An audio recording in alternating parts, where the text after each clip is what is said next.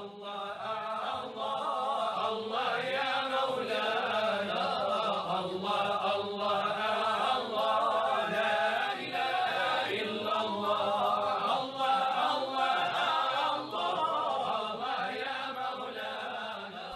الله الرحمن الرحيم. الحمد لله رب العالمين، والصلاة والسلام على سيدنا محمد وعلى آله وصحبه أجمعين. اللهم لا سهل إلا ما جعلته سهلا، وأنت تجعل الحزن إذا شئت سهلا. سبحانك لا علم لنا إلا ما علمتنا، إنك أنت العليم الحكيم. السلام عليكم ورحمة الله وبركاته. Allah subhanahu wa ta'ala, dans le Coran, quand il a évoqué le mois de Ramadan, il a commencé le verset par montrer ce que c'est que le mois Ramadan, le Ramadan et sa spécificité. Et il dit subhanahu wa ta'ala: Shahru Ramadan alladhi unzila fihi al-Qur'an, le mois de Ramadan durant lequel a été descendu le Coran. Donc, nous, quand on lit le verset, on commence par le mois de Ramadan. C'est quoi ce mois de Ramadan? Et Allah subhanahu wa ta'ala, il dit tout de suite après, durant lequel a été descendu le Coran. Donc, qu'est-ce qu'on doit comprendre? Que le Coran était quelque part là-haut, et il a été descendu sur cette terre. Et quand on parle de hauteur, c'est pas une hauteur physique. Ça veut dire que le Coran était dans un endroit digne de lui, était dans un endroit qui peut le porter ses lumières. Et puis il a été descendu sur cette terre. Donc, cette terre normalement qui était indigne de ce Coran et de sa lumière, Allah subhanahu wa ta'ala l'a rendu digne. Qu'est-ce qui a fait descendre le Coran? Qu'est-ce qui a fait descendre cette chose qui est haute, noble, sur cette terre qui ne le mérite normalement pas? Ce qui a fait descendre le Coran pendant le mois de Ramadan, c'est le cœur de Sayyidina Muhammad sallallahu alayhi wa sallam. C'est ce cœur purifié, ce cœur tourné et orienté vers Allah subhanahu wa ta'ala, qui a attiré cette lumière vers cette terre. Donc, ce cœur de Sayyidina Muhammad sallallahu alayhi wa sallam, qui est monté dans la caverne de Hira, dans cette montagne aride dans laquelle Sayyidina Muhammad sallallahu alayhi wa sallam se retirait des nuits et des nuits et des mois pour évoquer Allah subhanahu wa ta'ala. Avec quelques dates, sa femme Sayyida Aisha radiyallahu anha disait qu'il prenait quelques dates sallallahu alayhi wa sallam et montait dans cette caverne, dans ces montagnes arides, dans ce climat peu clément, et Rasul sallallahu alayhi wa sallam passait tout son temps à méditer et à évoquer Allah subhanahu wa ta'ala et à orienter son cœur vers Allah subhanahu wa ta'ala. Rien ne pouvait le distraire de cette mission qu'il s'est fixée et pour laquelle Allah subhanahu wa ta'ala l'a créé, sallallahu alayhi wa sallam. Donc, pendant ce mois de Ramadan, est arrivé, après tous ces efforts, est arrivée la grande ouverture. La grande ouverture de Sayyidina Muhammad sallallahu alayhi wa sallam, c'est ce Coran qui est descendu sur son cœur. Donc, quelle est notre part, nous, de ce Coran? Et quelle est notre part de ce verset? Et quelle est notre part de cette descente sur terre du Coran? Nous, maintenant, on a le Coran entre les mains. Mais si j'ose dire, ce qu'on a entre les mains, c'est pas le Coran. C'est le livre. C'est un livre. C'est des papiers. Mais la lumière, on ne l'a pas. Et la lumière, on n'arrive pas à la déceler. et la lumière des paroles du Coran qu'on récite, n'arrive pas à nos cœurs et ne descend pas sur nos cœurs. Donc Allah subhanahu wa ta'ala, il nous a montré un chemin pour que le Coran descende sur nos cœurs. Et ce chemin, c'est le jeûne. Le jeûne, en arabe, ça veut dire la privation, ou bien s'abstenir de quelque chose. Et Allah subhanahu wa ta'ala, pendant ce ramadan, il nous demande de nous abstenir de ce qu'on comprend en général. On dit que le ramadan, il ne faut pas boire, il ne faut pas manger.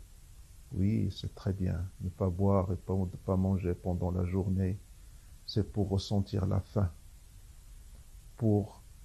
Parce que la faim est un moyen efficace de purification du cœur. Mais nous, pendant le ramadan, on ne ressent pas la faim. On la ressent un peu pendant la journée, mais pendant la soirée, on se rattrape. Et de quelle manière et comment on peut purifier le cœur en mangeant le double de ce qu'on mangeait avant pendant la journée, pendant nos soirées de ramadan. Le mois de ramadan est fait pour manger un minimum, pour nous priver de l'inutile. Le mois de ramadan, il faut priver son corps de l'inutile, de la nourriture inutile, des boissons inutiles. Parce que même scientifiquement maintenant, on se rend compte que le corps doit manger très peu pour être en bonne santé. Et quand on parle de santé, c'est la santé physique et même la santé morale. Donc nos cœurs, pour être purifiés, on a besoin pour ça de manger peu, très peu, et ressentir vraiment la faim pendant ce mois de Ramadan, que ce soit la journée ou que ce soit dans la soirée. Même dans la soirée, on doit manger très peu. Très peu.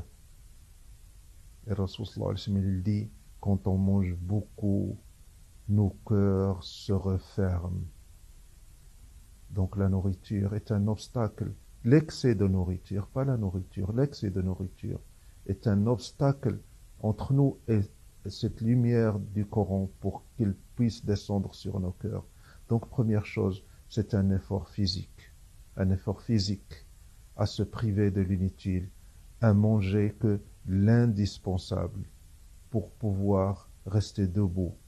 Et tout ce qui est excès doit être enlevé pendant ce mois de sacré de Ramadan pour arriver à recevoir le Coran.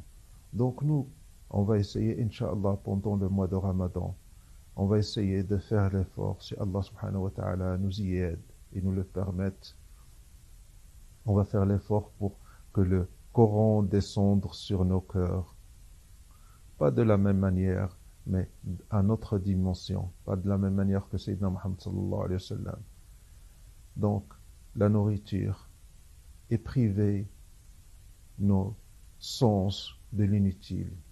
Tout ce qui est parole inutile, tout ce qui est regard inutile, tout ce qui est écoute inutile, tout ce qui est marche inutile, tout ce qui est toucher inutile. C'est ces efforts qu'on doit faire pendant ce ramadan. Allah subhanahu wa ta'ala, pendant ce mois de ramadan, il nous accorde plus de facilité. Entre nous et la lumière divine, il y a plusieurs voiles.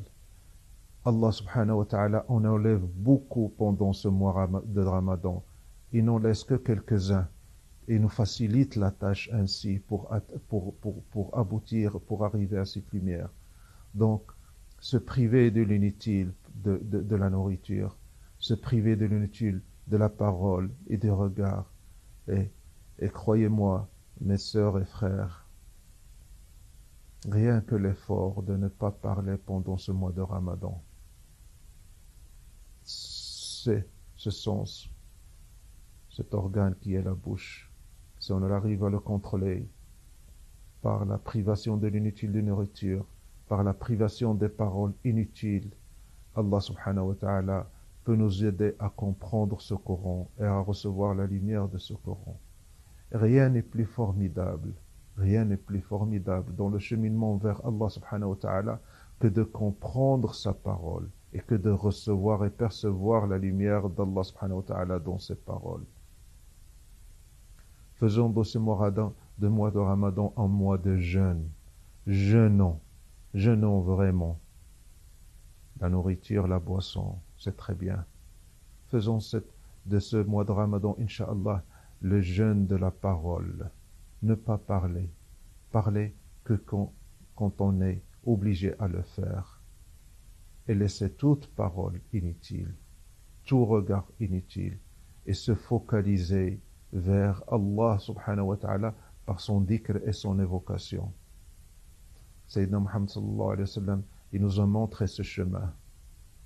La privation de l'inutile, c'est se purifier et se orienter. C'est comme si notre cœur était un miroir. Ce miroir qu'on doit purifier et laver.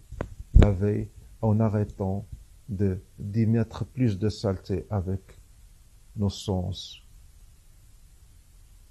notre médisance,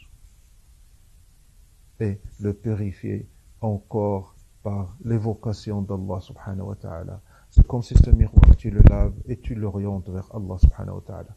Tu le laves et tu l'orientes vers Allah subhanahu wa ta'ala. À un certain moment, peut-être que tu arriveras pendant ce mois de Ramadan à comprendre un mot du Coran. Rien n'est plus formidable que de percevoir la lumière d'Allah subhanahu wa ta'ala qui est dans le Coran. La grande ouverture de Sayyidina Muhammad sallallahu alayhi wa sallam, la grande ouverture de ce cœur qu'Allah subhanahu wa ta'ala choisit pour recevoir le Coran. La grande ouverture, c'était pas des super pouvoirs. La grande ouverture de Sayyidina Muhammad, c'était de recevoir et de faire descendre et d'attirer cette lumière du Coran sur cette terre. Alors faisons cet effort et jeûnons ce Ramadan.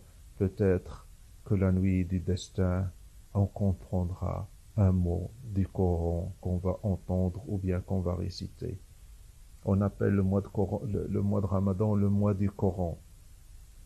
Oui, le mois du Coran, c'est bien de lire le Coran, mais c'est encore meilleur de recevoir la lumière du Coran sur notre cœur. Qu'Allah subhanahu wa ta'ala nous aide et nous facilite cette tâche pour qu'on puisse recevoir et faire descendre la lumière du Coran sur nos cœurs, comme elle est descendue sur le cœur de Sayyidina Muhammad sallallahu alayhi wa sallam. Je ne vous dis pas qu'il ne faut pas lire le Coran. Lisez le Coran. Il faut faire l'effort de lire le Coran, C'est très bien. Mais qu'Allah subhanahu wa ta'ala nous facilite de recevoir cette lumière. Qu'Allah subhanahu wa ta'ala nous aide à jeûner vraiment ce Ramadan. Et qu'Allah subhanahu wa ta'ala nous aide à respecter cette parole qu'on va se donner mutuellement. Et cet engagement mutuel qu'on va se donner de jeûner de la bouche. Jeûner de la bouche, la nourriture, la boisson et les paroles inutiles. Et plus tu fermes les sens physiques, plus Allah subhanahu wa ta'ala ouvre ton cœur. Plus tu ouvres et tu te sers de tes sens physiques, plus Allah subhanahu wa ta'ala referme ton cœur. Bon Ramadan, taqabbal Allahu minna wa minkum. Et qu'Allah subhanahu wa ta'ala fasse de la fin du Ramadan et de la nuit du destin nos fêtes. Assalamu alaikum wa rahmatullahi wa barakatuh.